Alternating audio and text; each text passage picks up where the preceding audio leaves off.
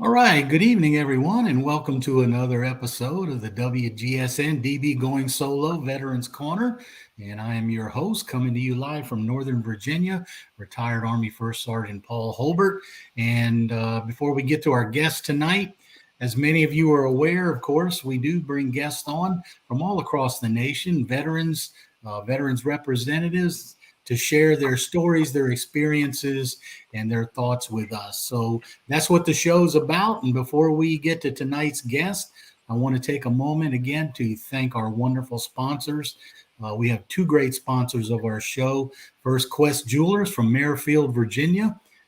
Quest is an excellent jewelry store. Let me tell you, folks, if there's something really nice you're looking for, or a special custom-made piece for that special someone, all you have to do is contact Pete or Wantain at Quest Jewelers, and you see their information there on the screen, and I guarantee you they will help you find what you're looking for. Our other wonderful sponsor is Nationwide IT Services. NIS is a service-disabled veteran-owned and 8A small business. CK Park and his crew specialize in all kinds of management, performance management, IT, and training services for whatever your business needs may be. So if you're a business out there that needs business assistance, whatever it is, contact Nationwide IT Services, and CK and his crew are an excellent batch that will be able to help you. So again, we want to thank both of our wonderful sponsors, who, by the way, just signed up for another year of sponsorship. So we are so grateful to both of them. All right, let's get into tonight's guest. And I'd like you to meet retired Army Staff Sergeant Kade Wolfley. Now, interestingly enough, we're going to get into a little bit of this, but Kade has another unique situation here, service in a military family, in that he's like his uncle. He actually served in two branches of the military before he retired. And he also has a wife who's currently still an active duty Air Guardsman serving.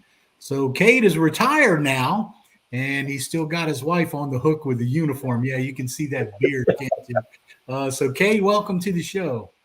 Thank you, Paul. Yeah, it's good to have you here. And you know, I think it's kind of interesting because I've only had I've had several guests that have served in, dual branches of the military.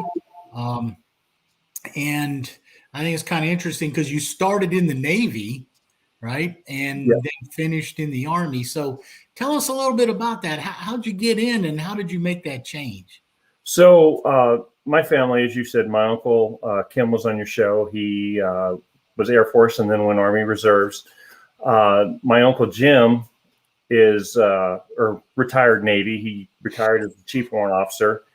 And when I was a kid, I got to go watch his retirement and was just completely amazed by all the pomp and circumstance, and I loved it. So I was like, that's what I want to do. So I joined the Navy fresh out of high school. I graduated on like the 26th of May, and on the 30th, I was on a plane to Chicago to go to Great Lakes, or Great Mistakes, as many call it, to do Navy boot camp. From there, I did 2 years in Washington, D.C. with part of the ceremonial guard, doing funerals at Arlington. Oh. All sorts of just crazy things there that had anything to do foreign dignitaries. We did a couple cordons at the White House, stand-in review at the Pentagon. It was a very challenging, very rigorous situation. That's where I met my wife. The ceremonial guard for the Navy is stationed on Anacostia, which is part of Bolling Air Force Base. They're joint base now. And I met my wife. Shortly after meeting her, I got orders to go to the fleet, was transferred out to Norfolk on the USS Wasp, which was a flagship. And we just kind of kept in contact. But while I was there, I did, 2 years down in Norfolk and had a good time. Got married about a year after being in Norfolk. My first year of marriage was almost like a guard marriage because it was weekend warrior. I would drive up from Norfolk on the weekends and see my wife when I wasn't on duty, and then get up early, Monday morning and drive back to Norfolk and do the duty week. And that was our first year of marriage. My rating in the Navy was aviation electrician, and it had a pretty high sea to shore rotation. And she didn't want to deal with me being gone all the time. The USS Wasp being an amphibious ship and carrying Marines, we were haze gray underway all the time. So got out, moved up to DC for a few months while she was still in the Air Force. She got out. We moved back to her hometown in central West Virginia. And while I was there, I got a position doing satellite installs for Dish Network, just kind of trying to grab whatever I could, because getting a job in central West Virginia that isn't in a mine is really, really tough. And so I was doing these satellite installs and installed for a National Guard recruiter, Army National Guard recruiter. And he said, well, I can put you in. And I thought, I don't want to do that all over again. Been there, done that. But, just kind of started missing the camaraderie and just all the fellowship that we have in the military and just that family feeling that we have within the military. So I thought, well, they'll pay for my schooling in West Virginia because they have 100% tuition assistance. And I thought, well, why not give this a shot and see where it goes? Yeah. So I called him up and said, hey, let's do this. And he put me back in with an aviation unit up in Wheeling, West Virginia, which is in the northern panhandle. I lived in the eastern panhandle at this time because we had left central West Virginia because of the work situation. And I got work there in northern Virginia down in Leesburg. And so we'd made that move. I got transitioned into my unit, did aviation for about a year, Army aviation for about a year, and started going to school to become an electrician, and met a staff sergeant that was in the 1st of the 201st Field Artillery Regiment there in Morgantown. And he said, what are you doing? We blow stuff up and we get paid for it. You blow stuff up. So I transferred over to the 1st of the 201st Bravo Battery in Morgantown. Oh no, you didn't become a gun bunny, did you? I did not. I was fire direction control specialist. So. Oh, well, you know what? Son of a gun. The only reason why I ask you that is because my very first MOS in the Army, when I enlisted, I was a 13 Echo, an FDC fire direction specialist in field artillery. Sure. That's why I ask you. So you had the better job. You got to do the plotting where the rounds went instead of being out there in the mud humping the rounds. Yep. Yeah, there you go. Yep. Oh, yeah. So, and it's kind of interesting. One of the things that also kind of sealed this deal for me, I'm a history buff. I love history. And 201st is actually one of the oldest continuously serving units in the Army. It dates its origins all the way back to a gentleman by the name of Morgan, who was called up by General Washington for the Beeline March. So it's a unit that's steeped in history, and it was really interesting. But I made this fateful decision in October of 2003. In November of 2003, we got a phone call saying, hey, pack your bags. We're going to the desert. Yeah. So I spent the last parts of 2003 spinning up to do our deployment overseas. In January, in Mother Army's wonderful, I don't know what you call it, intelligence. It's a stretch, I know. They sent us to Fort Drum, New York, in January. We got off the bus and it was so cold, but the great thing growing up in Wyoming, it was like, oh, okay, it's 50 below zero. I've been here, done this. Being the new guy in the unit, a lot of guys didn't want to listen to anything I had to say when it come to go out doing cold weather shooting, but we worked that through with some frostbite and, good times. Deployed. We were very lucky in our deployment. We went to the southern part of Iraq. We had no fatalities during our little over a year stint doing convoy security. Came home and decided to forgo going back to electrician school, and went to work for the local power company as a lineman. Well, I just want to ask you about something. Uh-huh. You were talking about at the beginning when you were in the Navy, you did those ceremonial duties and burial associated duties. I wanted to ask you because I had the experience of doing the same thing when I was at Fort Carson, stationed in the 2nd and 7th Cavalry, which, by the way, was Custer's unit. And I was in a chemical recon platoon assigned to the Cav squadron, and we seemed to become very adept at funeral detail, and we did a number of rotations for funeral detail at the VA cemetery in Denver. And I have to tell you, I still remember so many of those days, so much of that experience out there, and we weren't in blues, but we were in class A's and standing there in the snow, everything. So, and that really had an impact on me. Did you find that it did that to you as well when you were doing that? Oh, absolutely. It's probably one of the most honorable things that I've ever got to do in my career. We did it so much that you almost kind of got numb to taps. Yeah. And I had the honor of folding my grandfather's flag. He passed away about 23 years ago in November. And, this was kind of right in the middle of my stint at the ceremonial guard. And I thought, I can do this. I've done it 100 times. And I tell you, when they played taps and with his flag, if it hadn't been to the guys to the, left or right of me, I would have fallen down because my legs went out from underneath me. And it was a really tough time. But just such an honorable thing to do. And,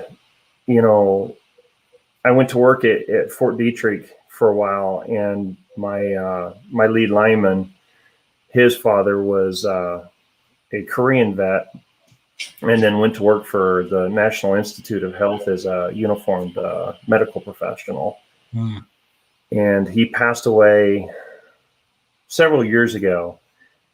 And the funeral director basically told my boss, who's a really good friend of mine, that they weren't going to be able to give him the flag that was draped over his father's coffin because they couldn't find the DD-214 for it. Oh my gosh. And I had asked the director if I could fold the flag, and he said, yes, fold it and then present it to Chris, and Chris will give it back to me. And I said, what do you mean give it back to you? And he explained it to me, and I just looked at him. I was like, no, that's not how this is going to work at all. Yeah. I looked at my wife, who also helped me fold the flag, and I said, we're going to give it to Chris, and then I'll bring a new flag into this guy tomorrow, because that's just not how it's going to happen. Yeah. Because it is really, really special. My wife's grandfather was a World War II veteran. He served over in France at the end of the war with the cleanup effort, and they didn't do the honors for him because they didn't know. And unfortunately, I was deployed to Iraq when he passed away, so I couldn't really say, hey, this is what you need to do. And his family really kind of struggles with it, that they didn't have those honors in that.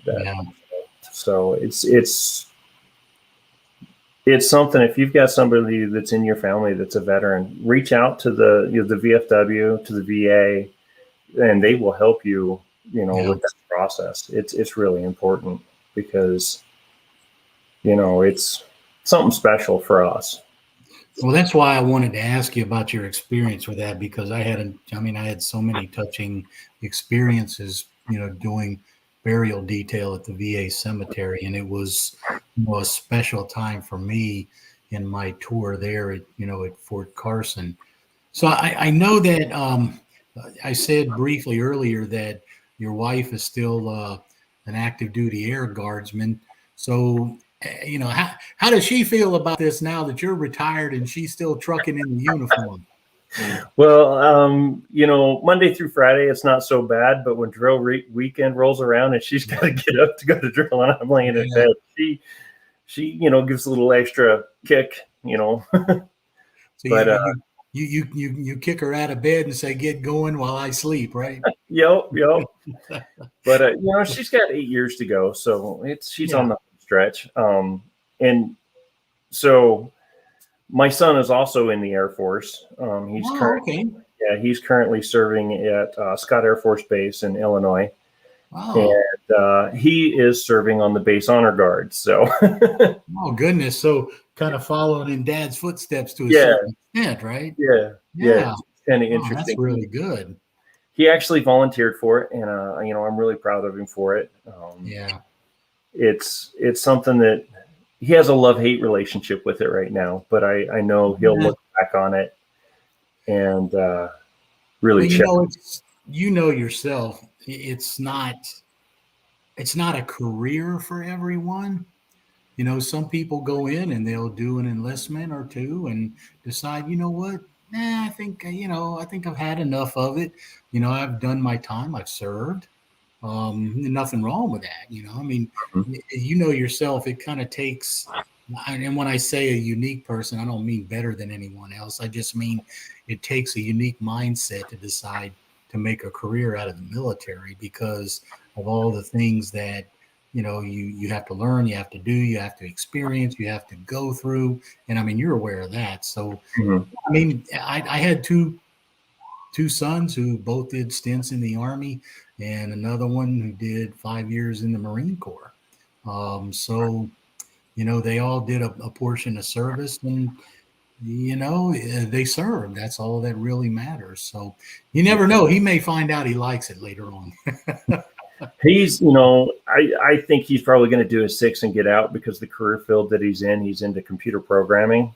Wow. And, he's going to have the right clearances and the right everything to, make that transition from blue to civilian and that paycheck's going to change drastically. Be a whole lot better, right? Exactly. So was there anything in particular that, prompted you to say, well, it's time for me to retire. I'm going to go ahead and retire, hang it up. Or I know the reserves work a little differently. But was there something in particular that helped you make that decision, or was it just time? The new Army PT test, I don't even know what they call it anymore. Yeah. Was moving in, and I had mixed feelings about it, and there was a lot of just nobody really knew what was going on, and I transferred from West Virginia out to Montana because we moved, and Montana doesn't have an artillery unit, so I got stuck into a IT position because that's what I do for a living, and it was kind of like, I'm done. I've had my fun. I'm not blowing stuff anymore, so it's just ease on out of here. Well, I remember when I retired, it was still the sit-ups, push-ups, and the 2-mile run. Mm-hmm. And before that, of course, they had the, what did they call it? The crab call and crawl and stuff. They had some other stuff before. Right. And then they were looking at making changes to it. And so it was still that the what we call the dirty triplet, the sit-ups, push-ups, and the 2-mile run. So We'll tell you what, Kade, we're gonna take a quick break. And when we come back on the other side of the break, I want to talk with you a little bit about what you're doing now. Sounds great. All right. So Folks, we'll be right back after we see something from our sponsors.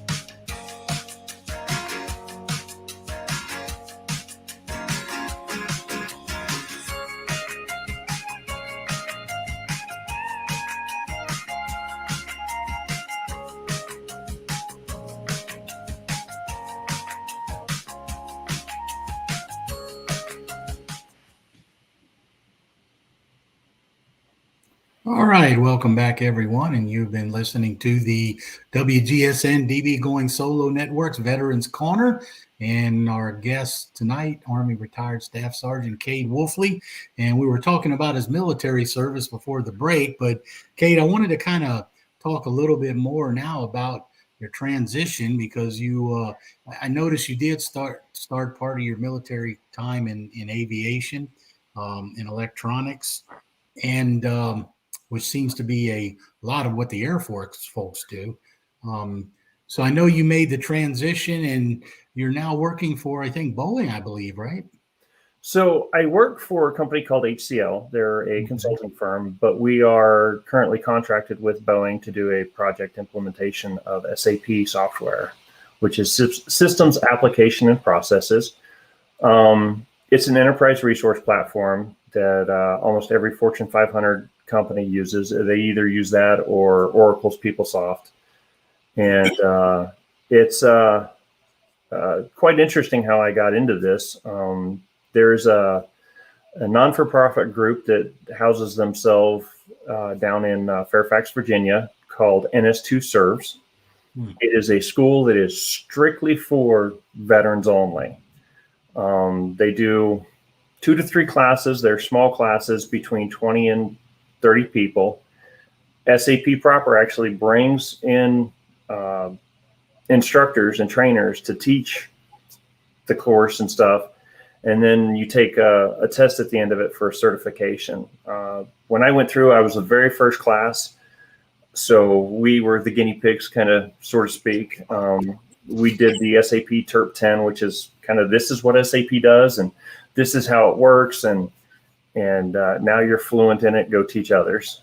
And then we went through the materials management, supply chain management side of it, and got certified in that as well. It was 13 weeks, if memory serves, of schoolhouse training. They paid for everything, hotel, food, and the training. So it was quite an experience. And based on how you did on your test, you could earn a little bit of a stipend here and there as well. So if you're transitioning, it's a great place to look to see if, it's something you want to do. A lot of people have gone to work for SAP itself. We have people that work for Accenture.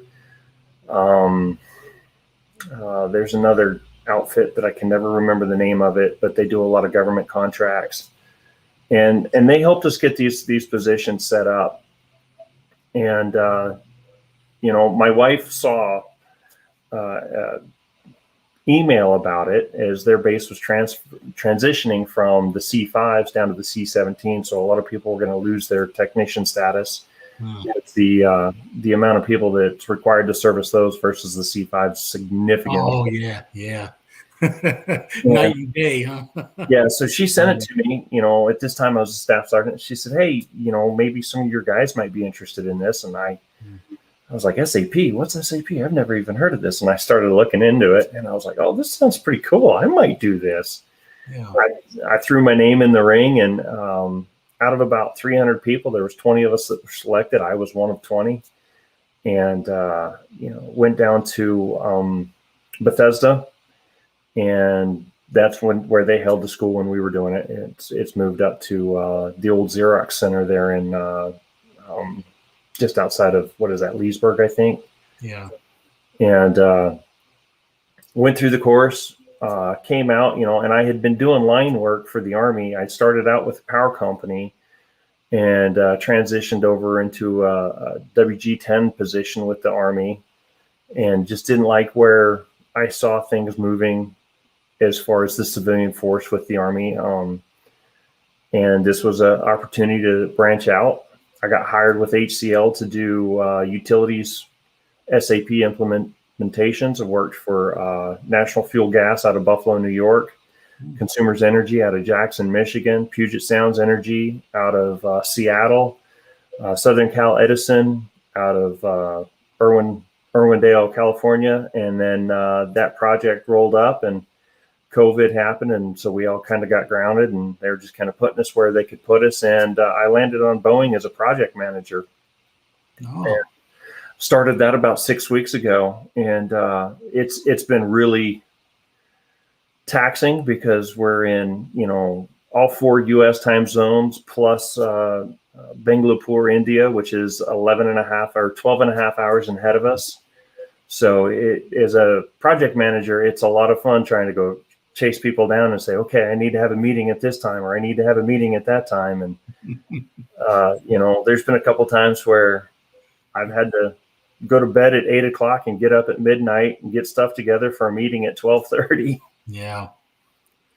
Yeah. I imagine, I know that's a challenge because I went through something similar when I was stationed in Germany, my last tour over there before I retired, and we ran a course we were facilitating there that was being taught live from Fort Bliss, Texas.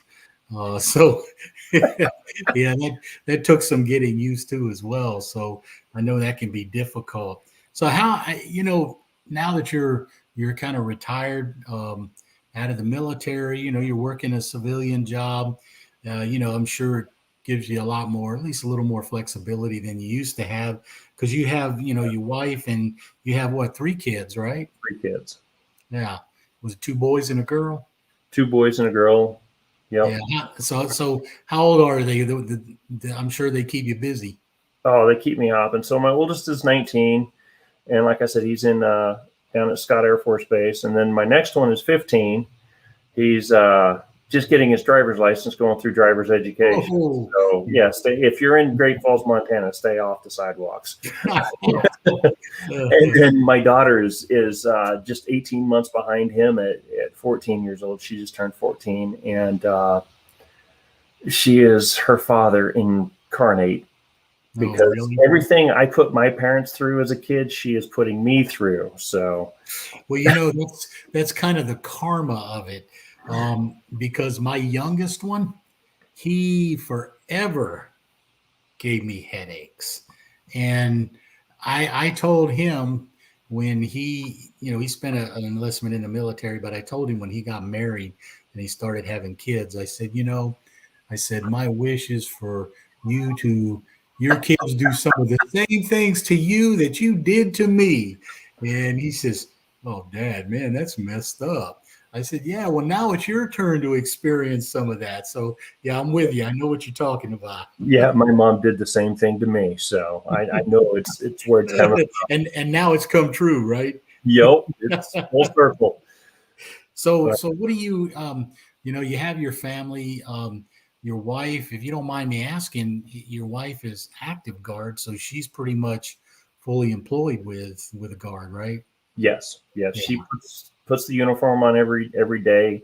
Yeah. Has the same rights and responsibilities as a master sergeant in active duty Air Force would have. Yeah.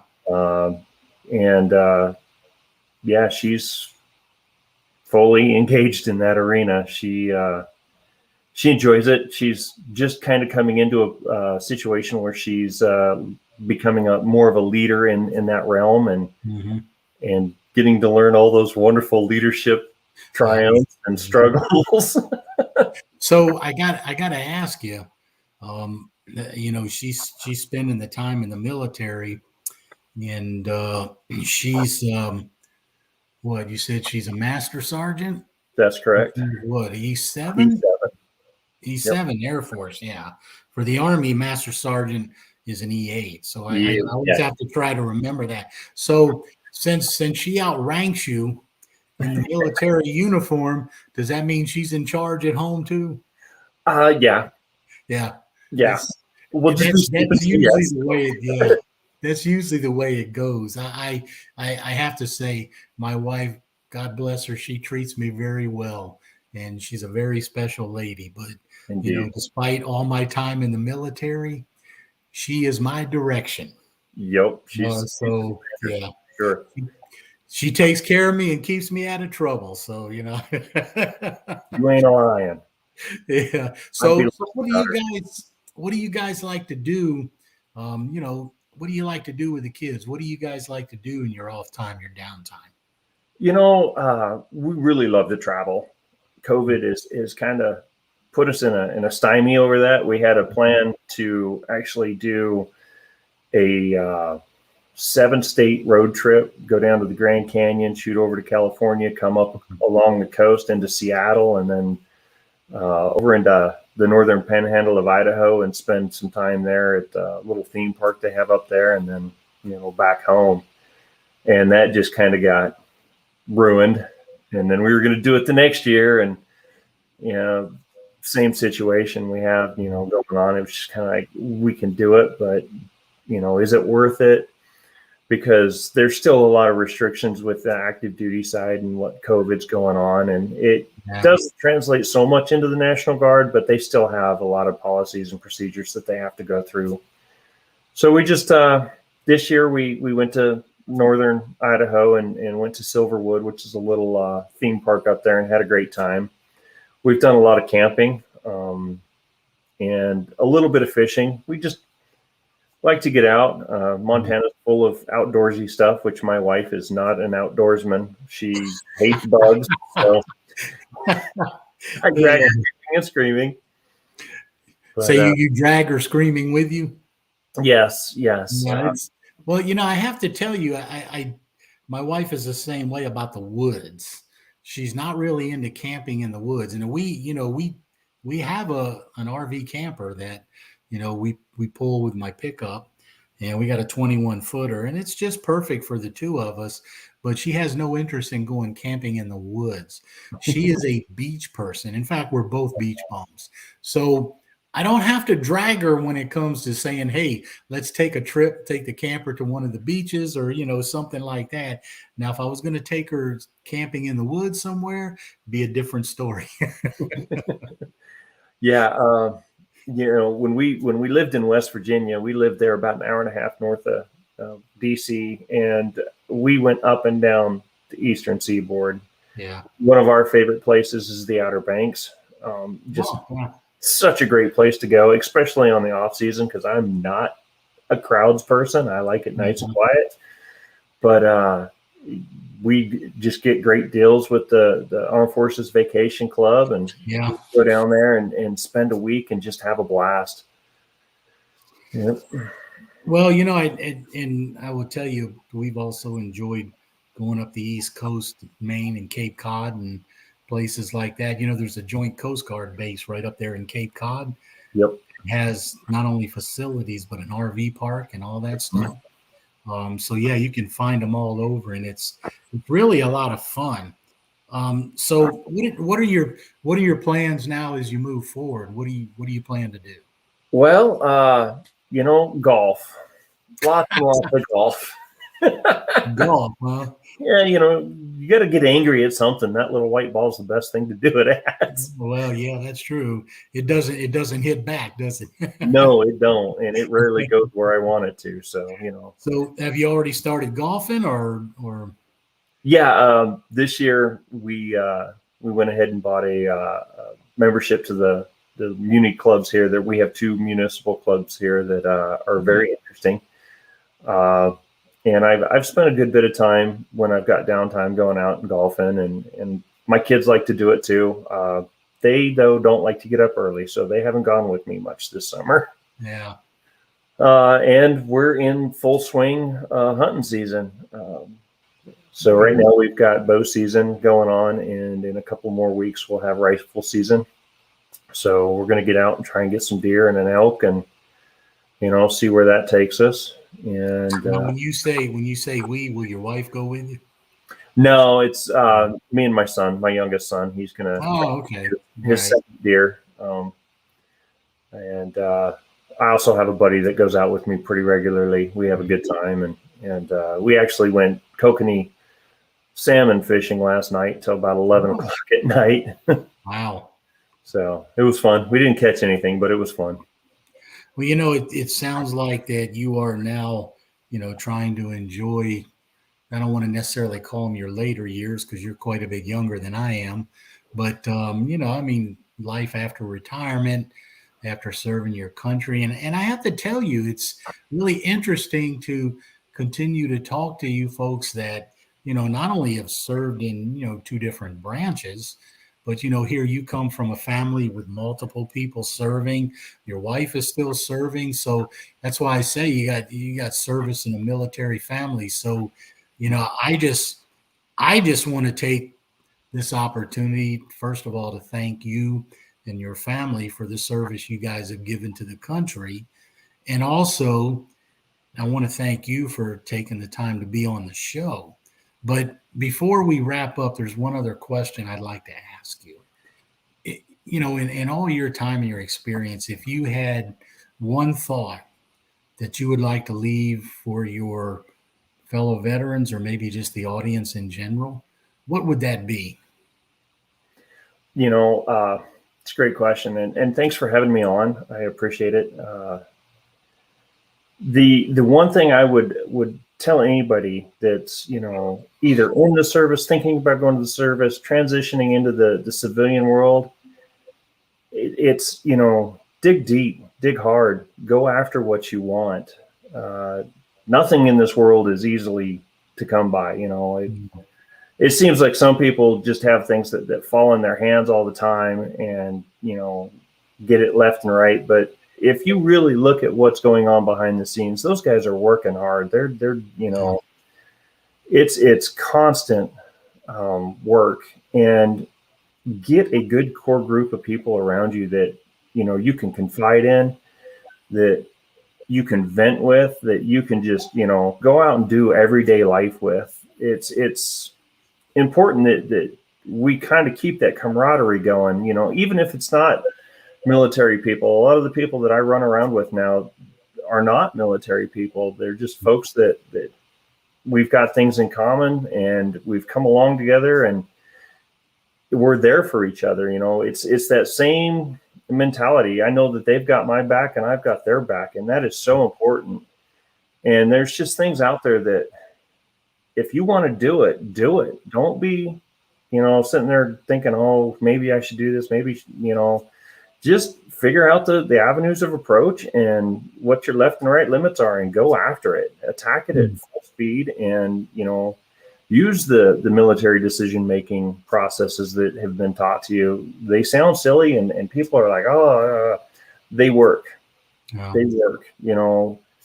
We've done so many things, my wife and I, and it's been like, okay, this is the goal. How do we get there? And we start doing a backwards planning process with it. Yeah. And we figure out what it is that the pieces are, and then we attack it with full force. And my son's doing the same thing. he didn't necessarily want to go into the military, but he wants to go get his college education. And I told him, like my mom told me, I'm not paying for it, because you won't appreciate it if I pay for it. But if you go out and earn it, and I did the same thing. I've got an associate's degree in firearms technology, and I've got a bachelor's degree in arts for digital photography, two things that I like to do a lot. Yeah. And I graduated high school with maybe a 2.0 if I'm lucky. Probably, it was all D's. We'll just be that way, because I hated school. I graduated both of my college classes with honors. So, it's about knowing what you want and going and getting it and not being afraid of it. And if you've been in the military, you have got a leg up on everybody else, because you have experience, you have leadership skills, the core values are driven into us. I can spout off both of them: honor, courage, commitment for the Navy, and loyalty, duty, leadership. Oh, wow. Hold on. Loyalty, duty, respect. I got to go through it all. Selfless service, honesty, integrity, and personal courage. Leadership. Yeah. Well, you know what? I have to tell you, I mean, I appreciate that, because that is a good thought, and you're right. We actually, I do. I think I agree with you. I think if you spend time in the military, sometimes you come out a little ahead of people who didn't, for a lot of reasons. So I appreciate that thought.